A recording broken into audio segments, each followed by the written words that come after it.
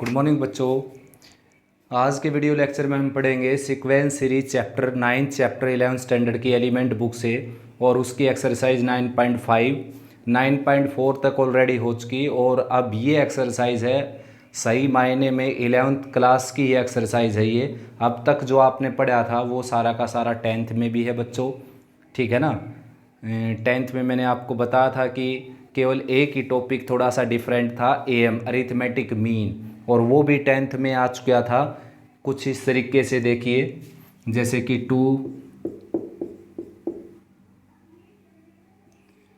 10th class में ये question कैसे होता था कि insert the fill in the blanks if these terms are in AP. 10th class की स्टेटमेंट ऐसे होती थी, fill in the blanks if these are in AP. और 11th क्लास में जो हमने 9.4 एक्सरसाइज की थी अरिथमेटिक मीन की, उसमें क्या था, इंसर्ट 2 AM बिटवीन 2 and 8। केवल ये लैंग्वेज में थोड़ा सा डिफरेंस था, बाकी इस क्वेश्चन बिल्कुल सेम है। क्योंकि अगर यहाँ पर हम AM इंसर्ट करते हैं तो ये तुरंत ये जो सीक्वेंस है ये किस में कन्वर्ट हो जाएगी, AP में। तो यानी कि AP का ये क्वेश्चन है, ये AP की सेकंड टर्म निकालनी है आपने, ये थर्ड टर्म निकालनी है, आपके पास फोर्थ टर्म है और फर्स्ट टर्म है। तो AP में AND होता है, AND और में से कोई भी दो अगर टर्म मिल जाए आपको तो थर्ड वेरिएबल की वैल्यू आराम से निकल सकती है। तो आपने जो 9.4 तक समझा था वो सारा का सारा 10th क्लास का ही था बच्चों। अब 11th क्लास की एक्सरसाइज स्टार्ट हुई है, GP geometric progression. Previous video में मैं इसका बेसिक आपको करवा चुका। अब स्टार्ट करते हैं फर्स्ट क्वेश्चन से। देखिए बहुत सिंपल क्वेश्चन है ये। If ABCD are in GP, अगर ABCD जीपी के अंदर है तो आपने ये प्रूव करना है BC इक्वल टू AD।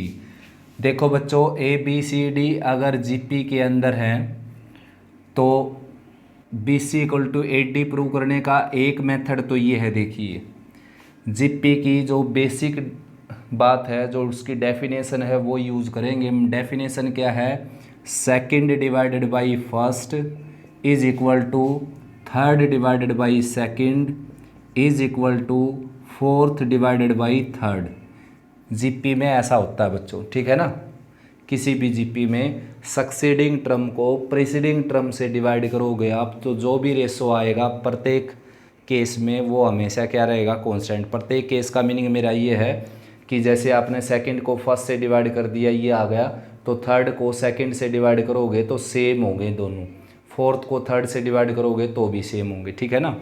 अब आप क्या कर सकते हो बच्चों, देखो रिजल्ट को देखते हुए ये रिजल्ट प्रूव करना हमने, तो इन दोनों की अगर वैल्यू लेकर चले हम और क्रॉस मल्टीप्लाई करें तो आंसर आ जाएगा। इसकी आपको यहाँ पर ज़रूरत है नहीं, taking first and last part ऐसे लिख देना यहाँ पर, और ये आ जाएगा D equal to D/C। Cross multiply करेंगे तो BC इक्वल टू AD ये आ जाएगा। अब देखो बच्चों ध्यान से, बात ये है भाई कि मैंने बेसिक में आपको बताया था कि किसी भी फाइनाइट जीपी में product of two terms same interval from first and last is always constant and is equal to the product of first and last term. यानी कि किसी जीपी में जैसे इसकी लास्ट से फर्स्ट टर्म और बिगिनिंग से फर्स्ट टर्म का जो प्रोडक्ट है ये आ गया, ठीक ऐसे इसकी लास्ट से सेकंड टर्म और इसकी बिगिनिंग से सेकंड टर्म का प्रोडक्ट BC आ गए, ये दोनों क्या होंगे, इक्वल। तो आप इस क्वेश्चन को इस तरीके से भी निकाल सकते हैं, ठीक है ना। नेक्स्ट बच्चों फर्स्ट का second part, number of term find out करनी है आपने कि इस जीपी में नंबर ऑफ टर्म कितनी है। देखो बच्चों अगर ये बोल दिया जाता कि इस सीक्वेंस में नंबर ऑफ टर्म कितनी है तो सबसे पहले हम चेक करते ये जीपी है या नहीं, AP है या नहीं। अगर ये AP होती तो AP के मेथड से इसकी number of term find out करते हम, और GP होती तो GP की मेथड से इसकी number of term find out करते। लेकिन अब यहाँ पर साफ साफ लिखा हुआ है कि find the number of terms in the GP, तो GP इसने बोल रखा है, तो यहाँ पर टाइम वेस्ट करने की ज़रूरत नहीं इसको GP प्रूव करते समय, ठीक है ना। सीधा सीधा क्या है R निकालेंगे हम, जो कि क्या आ जाएगा, A2 डिवाइडेड बाई A1 करके आ जाएगा, या फिर A3 डिवाइडेड बाई A2 कर लीजिए।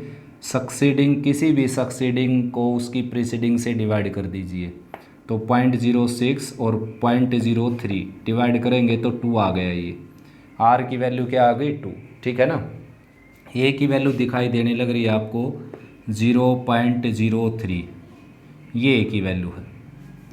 ए की वैल्यू हो गई, आर की वैल्यू हो गई, और ए एन की वैल्यू आपके सामने है ये रही। तो इसको रखेंगे हम ए एन को 1.92 के इक्वल। तो ए एन का फार्मूला लगाएंगे A into are raise to the N minus 1 और right side as it is.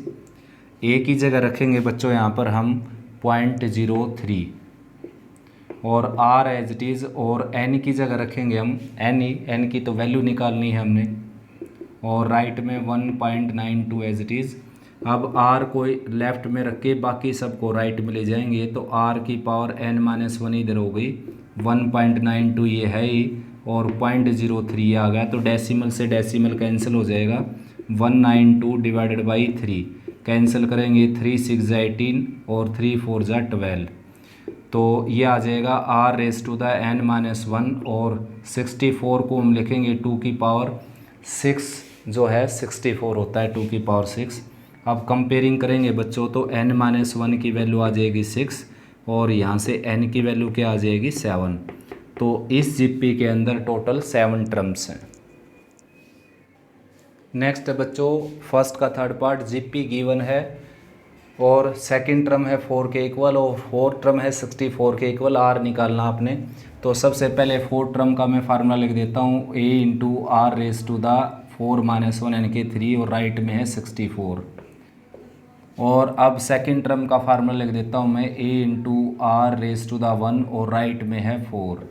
तो इसको इससे डिवाइड करेंगे, ए से ए कैंसिल हो गया और आर स्क्वायर आ गया, ये आर क्यूब आर से डिवाइड होकर आर स्क्वायर आ जाएगा, राइट में आ जाएगा 16, ठीक है ना। तो रूट लेंगे तो आर की वैल्यू क्या आ जाएगी बच्चों, प्लस माइनस 4, ठीक है ना, प्लस माइनस 4 आ गई आर की वैल्यू। अब इसमें से हमने क्या है, अब ये देखना है कि प्लस सेलेक्ट करें या माइनस सेलेक्ट करें। तो बच्चों जो कॉमन रेशो है वो नेगेटिव भी हो सकता है, पॉजिटिव भी हो सकता है, ठीक है ना। ज़ीरो नहीं हो सकता, ज़ीरो से लेस भी हो सकता है, ज़ीरो से ग्रेटर भी हो सकता है। तो इसकी सेकंड और फोर्थ टर्म दे रखी है, अगर आर की वैल्यू पॉजिटिव लेकर चले हम 4, तो फर्स्ट टर्म हो जाएगी यहाँ पर 4 को 4 से कैंसिल करोगे 1, फिर 4 से डिवाइड किया, फिर मल्टीप्लाई किया, फिर मल्टीप्लाई किया, फिर मल्टीप्लाई किया, ठीक है ना। और अगर आर की वैल्यू नेगेटिव 4 लेकर चलते हैं तो यहाँ पर -4 रखेंगे आर की जगह, तो ए की वैल्यू -1 आ जाएगी, फिर -4 से मल्टीप्लाई किया +4 आ गई, फिर -4 से किया -16 आ गई, फिर -4 से किया 64 आ गई। तो इस तरीके से मेरे अकॉर्डिंग दोनों आंसर सही हैं भाई, जबकि आपकी बुक वाले ने यहाँ पर केवल +4 दे रखे आर की वैल्यू। नेक्स्ट है बच्चों सेकंड क्वेश्चन देखिए, जो सेकंड का फर्स्ट पार्ट है उसमें बच्चों जीपी गिवन है। देखो ये बात मायने रखती है, बड़ी बारीक बात है। जब गिवन में लिखा है दिस इज़ इन जीपी, तो आपने जीपी प्रूव करने की ज़रूरत है नहीं, वरना जीपी पहले उसको प्रूव करना पड़ेगा, फिर उसके ऊपर काम करेंगे हम। तो यहाँ पर ऑलरेडी उसने कह रखा है कि जीपी है ये, आपने 10th और nth टर्म निकालनी है। तो कोई भी टर्म निकालने के लिए आपको ज़रूरत पड़ती है बच्चों ए की और आर की। तो ए इसमें साफ साफ दिखाई देने लग रहा है, फर्स्ट टर्म को ए बोलते हैं, और आर क्या होता है, किसी भी टर्म को उसकी प्रीसीडिंग टर्म से डिवाइड कर दीजिए, किसी भी टर्म को उसकी प्रीसीडिंग टर्म से डिवाइड कर दीजिए। अगर आप यहाँ पर जिद करेंगे कि हम तो फर्स्ट को डिवाइड करेंगे, तो फर्स्ट की कोई प्रीसीडिंग होती नहीं भाई। तो फर्स्ट को छोड़कर बाकी किसी भी टर्म को उसकी अगर प्रीसीडिंग टर्म से डिवाइड कर दिया जाए तो क्या आ जाता है, कॉमन रेशो जीपी के अंदर। तो ये 5 आ गया। अब आपने जैसे 10th टर्म निकालनी इसकी 10th टर्म, तो फार्मूला आ जाएगा ए और r raise to the 10 minus 1 यानी कि 9। तो ए की जगह क्या आ जाएगा बच्चों 5 और आर की जगह क्या आ जाएगा 5। तो 5 की पावर 9 और 5 की पावर 1 क्या आ जाएगी 5 रेस टू द 10। अब उसके बाद हमने निकालना nth टर्म, तो nth टर्म क्या आ जाएगी a into are raise to the n minus 1। तो a की जगह क्या रखेंगे हम 5 और r की जगह क्या रखेंगे 5, n माइनस 1 एच डी, तो ये आ जाएगी 5 रेस टू द n, ठीक है ना।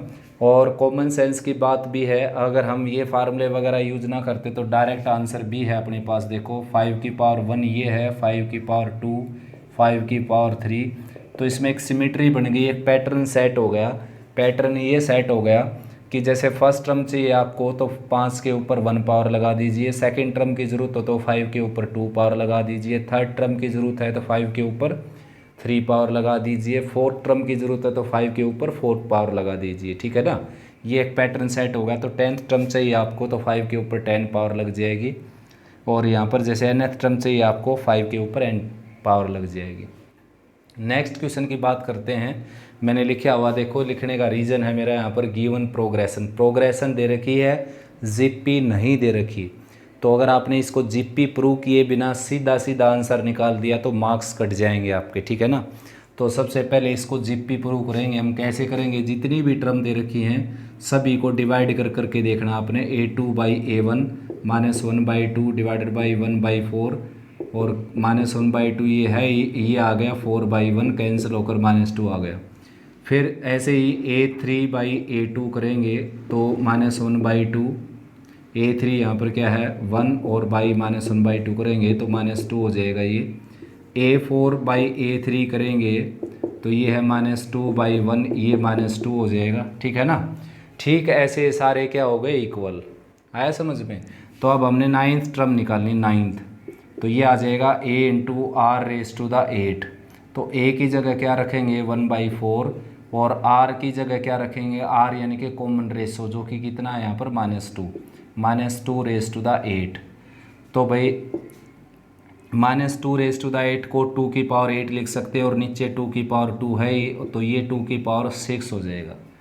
ठीक है ना, आया समझ में, 64 आंसर दे सकते हो आप। नेक्स्ट सीरीज़ दे रखी है। सीक्वेंस सीरीज़ में यही डिफरेंस होता है बच्चों कि सीक्वेंस कोमा से सेपरेटेड होती हैं नंबर्स, और इसमें प्लस माइनस के साइन होते हैं। ठीक है ना, तो यहाँ पर ये सीरीज़ है। अब आपने पहले इसको प्रूव करना पड़ेगा कि ये जीपी है।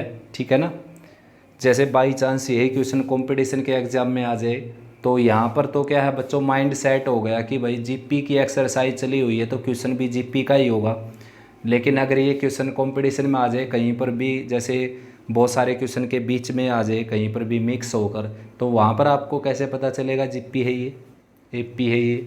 तो वहाँ पर क्या करना पड़ेगा, इसको चेक करना पड़ेगा आपने कि ये जीपी है या नहीं। तो फिलहाल तो साफ साफ दिखाई देने लग रहा है। देखो इसको √3 से मल्टीप्लाई किया, ये आ गया, √3 से किया, ये आ गया, √3 से किया, ये आ गया, एंड सो ऑन। तो जीपी तो है ही ये, लेकिन आपने चेक करके दिखानी, जैसे मैंने यहाँ पर चेक की है। जितनी भी टर्म है, भले ही यहाँ पर 100 टर्म दे रखी हूँ, तो सभी को चेक करना पड़ेगा। सभी को चेक नहीं करोगे तो 5-7 टर्म को चेक करके उसका पैटर्न नोट कर लोगे कि इसी पैटर्न से चलने लग रही है तो जीपी ही है। अब फिलहाल क्वेश्चन पर आते हैं। देखो 9 टर्म निकालनी है आपने, पहले जीपी प्रूव कर देना और फिर 9 टर्म निकाल देना। 9 टर्म का फार्मूला हो जाएगा a और r रेस टू द 8, 9 - 1, तो a की जगह 1 और r की जगह √8 और उसकी पावर 8। तो √3 की पावर कितनी हो गई 8, तो 3 की पावर 8/2 यानी कि 4, तो 3 की पावर 4 हो गई है। ठीक है ना, उसके बाद an निकालना आपने, an तो ये आ जाएगा a इंटू आर की पावर n-1। तो a की जगह क्या रखेंगे 1 और r की जगह √3 और पावर इसकी क्या है n-1। तो यहाँ तक आंसर छोड़ सकते हैं आप इसका। थर्ड क्वेश्चन देखिए बच्चों, sorry, in a GP third term is 24, six term is 192, 10th term निकालनी है आपने। तो सबसे पहले लेट कर लीजिए, let a and r be the first term and common ratio of concerned GP. तो थर्ड टर्म को लिखा जाएगा a into are raise to the 2 यानी कि n-1 यानी कि 3-1 जो कि 2 हो गया, और राइट में 24 है ही। देखिए ये थर्ड टर्म को मैंने यहाँ लिख दिया। ठीक है ना, ऐसे ही सिक्स टर्म क्या है इसकी, सिक्स टर्म 192 है, तो सिक्स टर्म क्या हो जाएगी a into are raise to the 5 और राइट में 192। कैसे लिखा, इसकी पावर में से 1 माइनस करके 5 लिख दिया। अब दोनों को डिवाइड कर देना आपने, ये इक्वेशन फर्स्ट और ये equation second, equation first divided by equation second. तो डिवाइड करेंगे, a से a कैंसिल हो जाएगा, r की पावर 3 बच जाएगी ऊपर, 5 ऊपर है 2 नीचे है, तो डिवाइड करते समय पावर सब्ट्रैक्ट हो जाएगी। और 192 यहाँ पर है, 24 ये रहा, तो इसको कैंसिल करेंगे 8 पर कैंसिल हो जाएगा ये 24, 8 जा होता है 192। तो यहाँ पर r⁻³ है, इसको लिखेंगे हम 2⁻3, तो r की वैल्यू सीधी सीधी यहाँ से 2 आ जाएगी कंपेयरिंग से। r की वैल्यू 2 आ गई बच्चों, तो r की वैल्यू 2 यहाँ पुट करना ठीक रहेगा सेकंड में, ये थोड़ा सा छोटा मैग्नीट्यूड है। Put r = 2 in equation second में पुट करेंगे, r की जगह 2, यहाँ पर 2 पुट किया, r की जगह 2 पुट कर दिया ये, और राइट में 24 है ही, तो a की वैल्यू क्या आ जाएगी यहाँ से 6, ठीक है ना। 24 को 4 से डिवाइड करेंगे तो a की वैल्यू 6 आ गई, r की वैल्यू 2 आ गई। अब आपने निकालना क्या है इसमें, देखो 10th टर्म निकालने, तो 10th टर्म का फार्मूला होता है बच्चों a × r⁻⁹, ये होता है फार्मूला 10th टर्म का। तो a की जगह क्या रखेंगे, फर्स्ट टर्म यानी कि a की वैल्यू 6, r की जगह कॉमन रेशो, तो कॉमन रेशो क्या है इसका 2⁻⁹, यहाँ तक भी छोड़ सकते हो वरना इसको पूरे को कैलकुलेट कर सकते हो। ये 6 आ गया और ये 5 12 होता है, 6 2 = 12, 6 1 = 6 + 1 7, और 6 5 = 30, 3072 आ जाएगा, ठीक है ना। नेक्स्ट है बच्चों, एक सीक्वेंस दे रखी है, इसको चेक करना है ये जीपी है या नहीं। 4th क्वेश्चन में चेक करना है कि ये जीपी है या नहीं। तो कैसे चेक करेंगे, देखो सबसे इजी मेथड ये है कि n की जगह 1 2 3 4 ऐसे पुट करके और इसका पैटर्न समझ लेते हैं हम।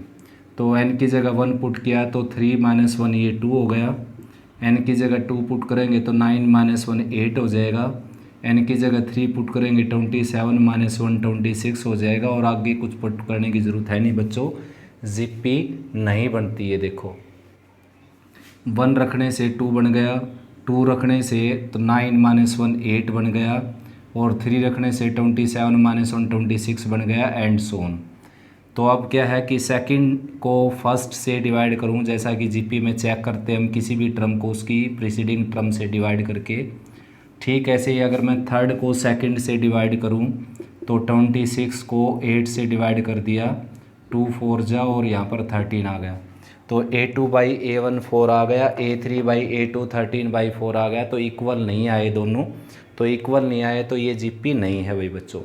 लेकिन फिर भी इसकी 6 टर्म तो फाइंड आउट कर ही सकते हैं हम। देखो n की जगह 6 पुट करके, n की जगह 6 पुट करेंगे, ये आ जाएगा आंसर। तो 3 की पावर 6 काउंट कर सकते हो आप। 3 की पावर 4 होता है 81, 3 की पावर 5 होता है 243, और 3 की पावर 6 होता है 729। 729 में से 1 माइनस करेंगे 728 आंसर आ जाएगा।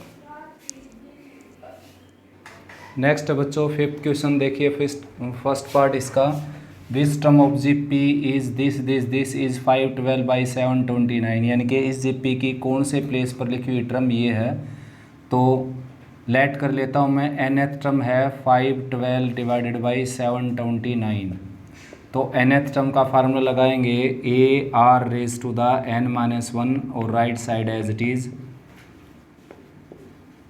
a की जगह रखेंगे 18, r जो कि सेकंड को फर्स्ट से डिवाइड करने से आएगा, थर्ड को सेकंड से डिवाइड करने से आएगा, तो ये आ जाएगा 8/-12, यानी कि 4 2 = 8, 4 3 = 12, -2/3, तो -2/3r-1, और राइट में है 512/729। तो 18 से ये कैंसिल होने लग रहा है, देखो 18 से कैंसिल कर सकते हो इसको, राइट में जाकर 18 लोअर पार्ट में चला जाएगा, -2/3r-1 एज इट इज़, और ये आ जाएगा 512/729 और इंटू 18। तो ये है 3 3 + 5 8, तो 3 से कैंसिल होता नहीं है बच्चों, तो 18 से कैंसिल नहीं होगा। ये इसको मैं कैंसिल कर देता हूँ फिर 2 से, तो 2 से कैंसिल होने लग रहा है, 2 9 = 18, और 2 2 = 4, 2 5 = 10, 2 6 = 12, ठीक है ना। तो और कैंसिल होता नहीं है, 11 11 + 2 13, तो इसको 2/3 की पावर के रिस्पेक्ट में लिखेंगे। 2 की पावर जो है 9 होता है 512, ठीक है ना। 2 की पावर 9 क्या होता है 512, 2 से डिवाइड करने के बाद ये आ जाएगा, तो दैट मीन्स 2 की पावर 8 है ये, ठीक है ना। और ये 3 की पावर 8 है, तो इस पूरे को -2/, सबसे पहले तो 2/3 की पावर 8 लिखेंगे। अब पावर इसमें बेस के साथ माइनस का साइन लगा सकते हैं हम, क्योंकि पावर इवन है तो पॉजिटिव हो जाएगा वापस। तो r-1 की वैल्यू आ जाएगी 8 और r की वैल्यू क्या आ जाएगी 9। तो ये जो टर्म है ये इसकी 9th टर्म है। नेक्स्ट क्वेश्चन बिल्कुल सेम है, which term of GP is this is 13, 10, 32, 72। तो nth टर्म लेट कर लेते हैं कि nth टर्म है ये 131072। तो nth टर्म का फार्मूला हो जाएगा a into r raise to the n-1, और ये एज इट इज़ a की जगह रखेंगे 2, r की जगह रखेंगे यहाँ पर 4, सेकेंड डिवाइडेड बाई फर्स्ट करके, और पावर है n-1 और राइट साइड में है ये सारा एज इट इज़। तो 2 की पावर 2 ये हो गया, पहले तो 2 से कैंसिल कर देते हैं इसको 2 से कैंसिल करेंगे, 2 6 जा 12, और बच गया यहाँ पर 1 2 5 जा 10, 2 5 जा 10, 2 3 जा 6, 2 6 जा 12। तो ये बच गया आपका यहाँ पर 4 रेज टू द n-1, और राइट में है 6 5 5 3 6। इसको या तो 4 की पावर में कन्वर्ट करेंगे या 2 की पावर में कन्वर्ट करेंगे।